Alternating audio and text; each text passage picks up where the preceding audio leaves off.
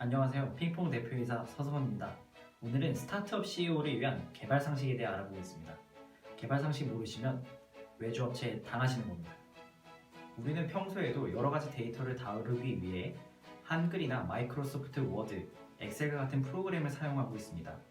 우리가 평소에 하는 일도 IT에서 하는 정보의 저장, 수정, 삭제, 조회로 IT에서 하는 일과 크게 다를 게 없습니다. 오늘은 간단히 회원가입과 로그인의 과정을 통해 우리가 평소에 엑셀로 작업하던 것과 웹이나 어플리케이션이 만드는 과정이 동일하다는 것을 보여드리겠습니다. 우리는 어플리케이션에서 회원가입을 위해 유저의 아이디, 패스워드, 이메일, 생일과 같은 정보를 필요로 할 것입니다. 우리가 엑셀로 작업하던 것을 유저가 보는 화면에서 보면 이와 같은 모습이 될 것입니다.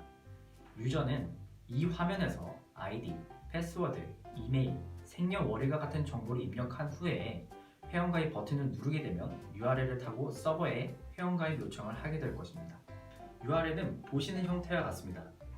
서버는 www.naver.com 뒤에 있는 /register라고 하는 값을 보고 이 유저가 회원가입을 요청하는 것인지 로그인을 요청하는 것인지 판단하게 됩니다.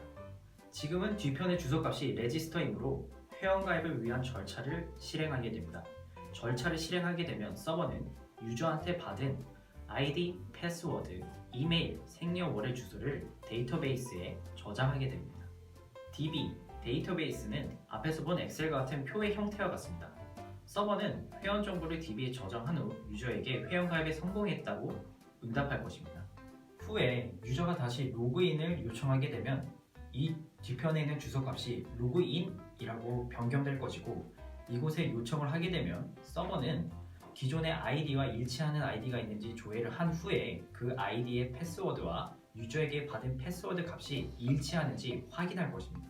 결국 회원가입과 로그인 절차는 우리가 정보의 저장, 수정, 삭제, 조회하는 기능과 다를 게 없습니다. 이 외에도 우리가 댓글을 다는 과정이나 글을 쓰는 과정도 이와 동일한 절차가 진행되게 됩니다. 참 쉽죠? 개발 어렵지 않습니다. 핑퐁과 함께라면